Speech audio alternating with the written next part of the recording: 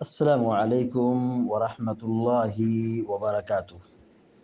الحمد لله رب العالمين والعاقبة للمتقين،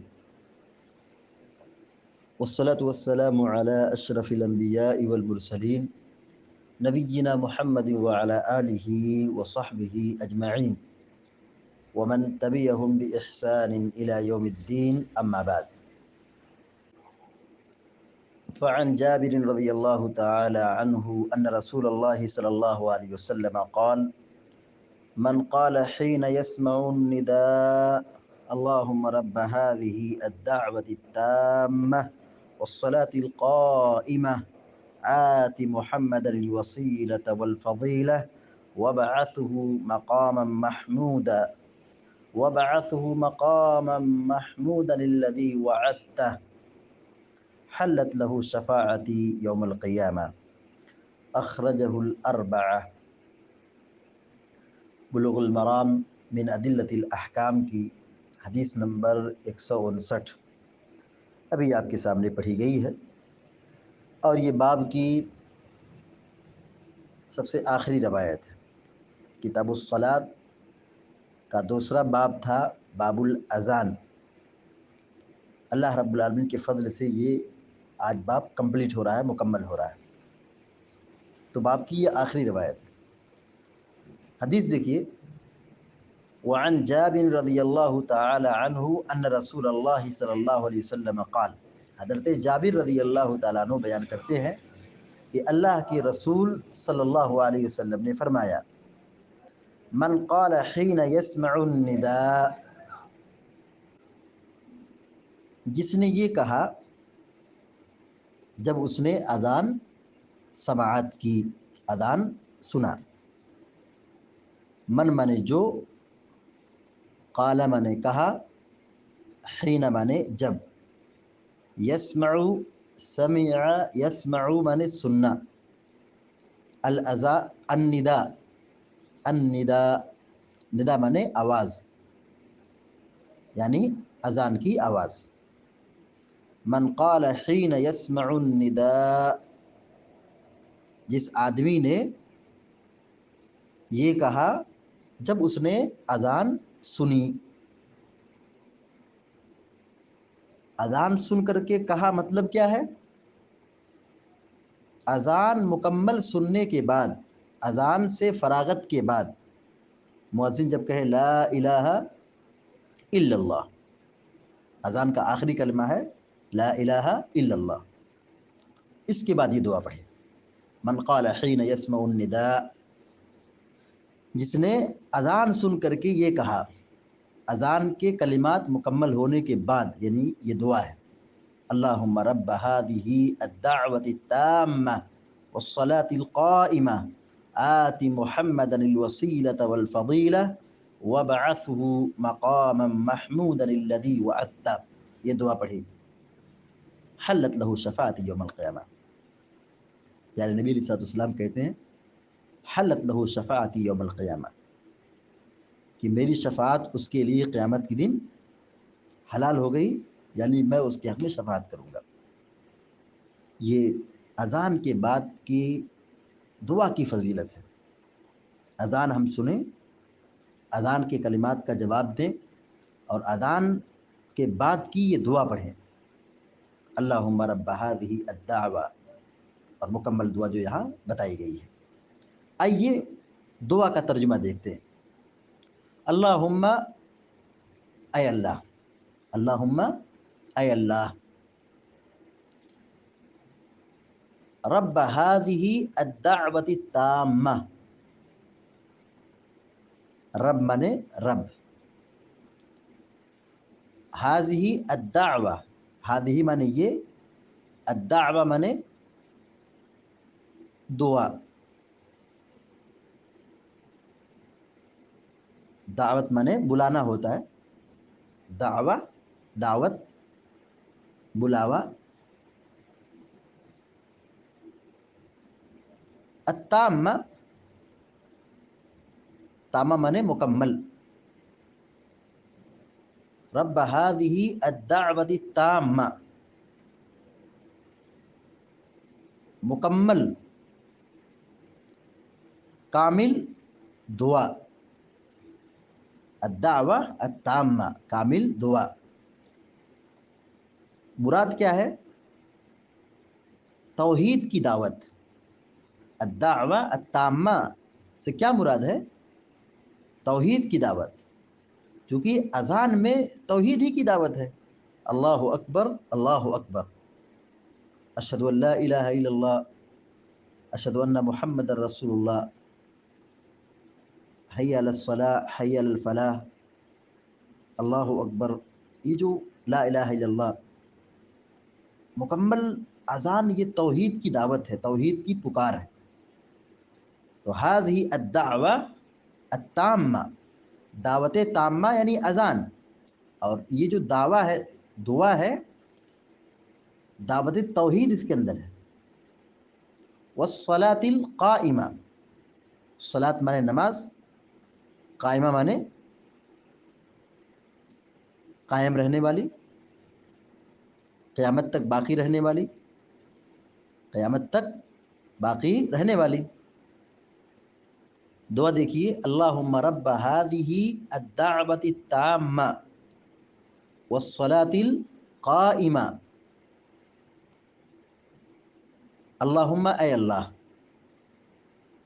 رب ہذہ الدعوۃ التامہ والصلاۃ القائمہ، اے اس دعوت کامل اور قائم ہونے والی نماز کے رب، اے اللہ، اے اس کامل دعا و پکار اور قائم ہونے والی نماز کے مالک۔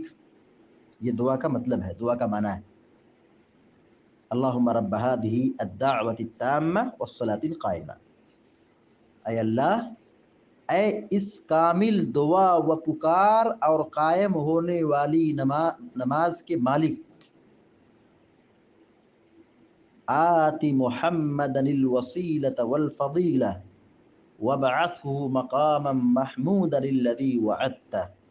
آتی فعل امر ہے، آتی دے، عطا کر، آتی عطا کر دے، محمدن محمد صلی اللہ علیہ وسلم کو، آتی محمدن محمد کو دے، محمد کو عطا کر صلی اللہ علیہ وسلم، الوسیلہ، الوسیلہ، وسیلہ، وسیلہ کیا یہ ہے؟ یہ عربی میں وسیلہ ذریعہ کے معنی میں، اس کی جمع آتی ہے وسائل، لیکن یہاں جو وسیلہ سے مراد ہے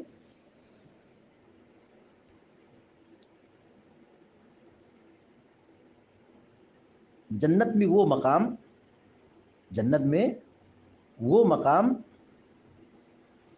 جو اللہ کے بندوں میں سے کسی ایک بندوں کو وہ مقام حاصل ہوگی، وہ جگہ مقرر ہوگی، اور پیارے نبی علیہ الصلوۃ والسلام کہتے ہیں مجھے امید ہے کہ وہ بندہ میں ہی ہوں۔ یعنی وسیلہ جنت میں ایک اعلیٰ ترین مقام کا نام ہے، الوسیلہ، جنت میں ایک اعلیٰ جگہ۔ والفضیلہ، آتی محمدا الوسیلہ والفضیلہ، فضیلت مانے فضیلت، آتی محمدا الوسیلۃ والفضیلہ، محمد صلی اللہ علیہ وسلم کو وسیلہ اور فضیلت عطا کر۔ جنت میں وہ جو بلند ترین مقام ہے اس مقام تک رسول کو پہنچا، والفضیلہ، اور فضیلت بھی عطا کر، وابعثہ مقاما محمودا الذی وعدتہ، وابعثہ، بعث یبعث مانے پہنچانا، بھیجنا، وابعثہ، اور ان کو پہنچا دے، وابعثہ، اور ان کو پہنچا دے، یعنی محمد صلی اللہ علیہ وسلم کو پہنچا دے، مقام محمودہ، مقام محمود تک، مقام محمود تک۔ مقام محمود کیا ہے؟ یہ وہ مقام ہے جہاں نبی کریم صلی اللہ علیہ وسلم اللہ رب العالمین کے سامنے سجدہ ریز ہوں گے، اور اللہ تعالیٰ کی ان کلمات کے ساتھ حمد و ستائش بیان کریں گے، اللہ کی تعریف بیان کریں گے، جو اس موقع پر اللہ تعالیٰ انہیں الہام کرے گا، ان کے دل میں بات ڈالے گا۔ اس سے پہلے ان کو، پیارے نبی علیہ الصلوۃ والسلام کو علم نہیں ہوگا۔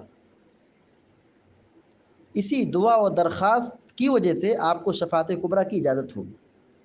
یہ ہے مقام محمود۔ مقام محمود یعنی جب حساب و کتاب کے لیے سب کو وہاں حشر کے میدان میں جمع کیا جائے گا تو سب لوگ انتظار کر رہے ہوں گے کہ اب گھڑی شروع ہو۔ سب بھاگے بھاگے آدم علیہ السلام کے پاس جائیں گے کہ آدم علیہ السلام جا کر کے اللہ تعالیٰ سے شفاعت کرے اور بات کرے کہ حساب و کتاب جلد شروع ہوں، مگر وہ معذرت پیش کر دیں گے کہ میں نہیں جا سکتا ہوں۔ ابراہیم علیہ السلام کے پاس آئیں گے، نوح علیہ السلام کے پاس آئیں گے، موسیٰ علیہ السلام کے پاس آئیں گے، عیسیٰ علیہ السلام کے پاس آئیں گے، کوئی نہیں جائے گا، سب معذرت پیش کر دیں گے۔ عیسیٰ علیہ السلام کے پاس جب آئیں گے تو وہ یہ کہیں گے کہ محمد رسول اللہ صلی اللہ علیہ وسلم کے پاس جاؤ۔ تو یہی مقام محمود ہے، یہی مقام محمود ہے کہ اللہ رب العالمین کے پاس پیارے نبی علیہ السلام تشریف لائیں گے اور خوب لمبا سجدہ کریں گے اور اللہ تعالیٰ کی خوب تعریف کریں گے۔ اللہ تعالیٰ ان کو تعریف کے کلمات وہاں سکھائے گا، ان کو الہام کرے گا، اور پھر وہی سے اللہ کے نبی علیہ السلام کو شفاعت کبریٰ کا مقام حاصل ہوگا، شفاعت کبریٰ کی اجازت حاصل ہوگی۔ وَابْعَثْهُ مَقَامًا مَحْمُودًا، اور ان کو مقام محمود تک پہنچا۔ الَّذِي وَعَدتَّهُ، جس کا تو نے ان سے وعدہ کیا ہے۔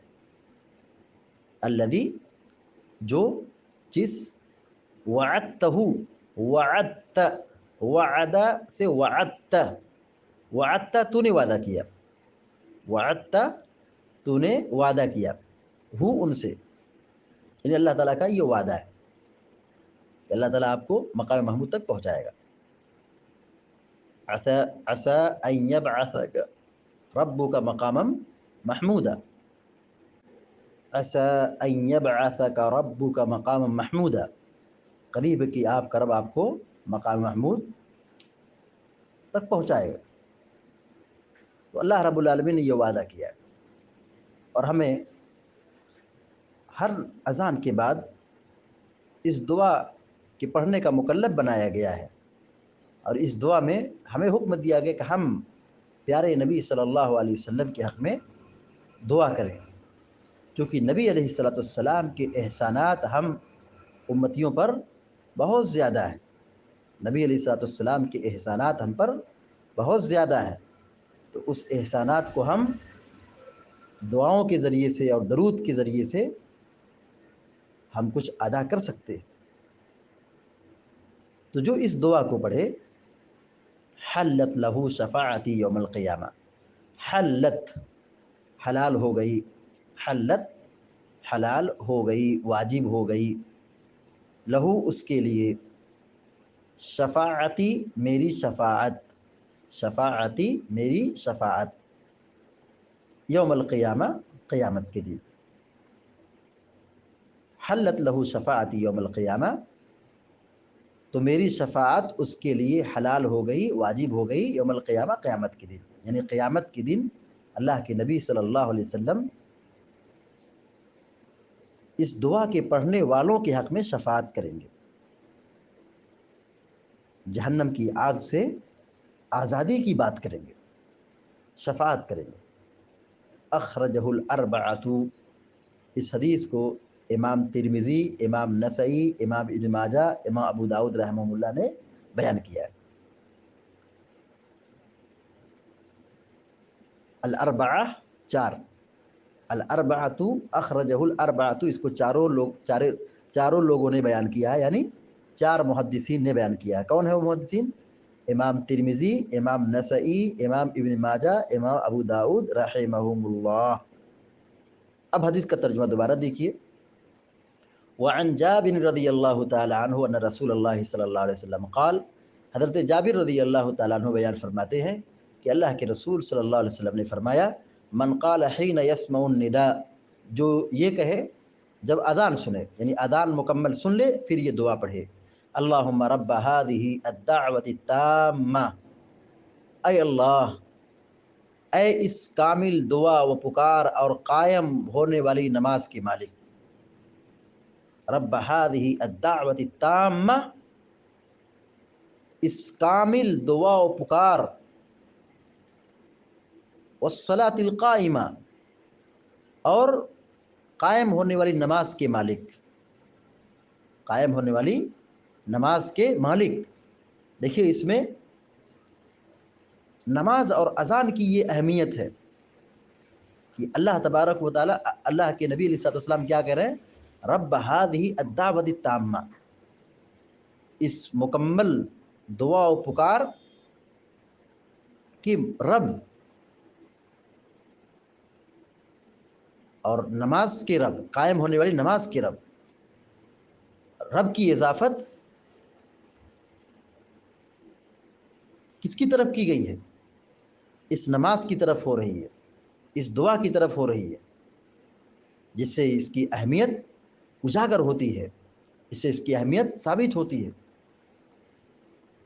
اور دعوت کو دعوت تامہ سے جوڑا ہے کہ مکمل پکار، مکمل، تامہ مکمل، کامل، یعنی اس میں جو کلمات کہے جاتے ہیں، اذان میں جو کلمات ہیں وہ تامہ ہے، مکمل ہے، اور یہ سب نماز کی اور اذان کی فضیلت پر دلالت کرتے ہیں۔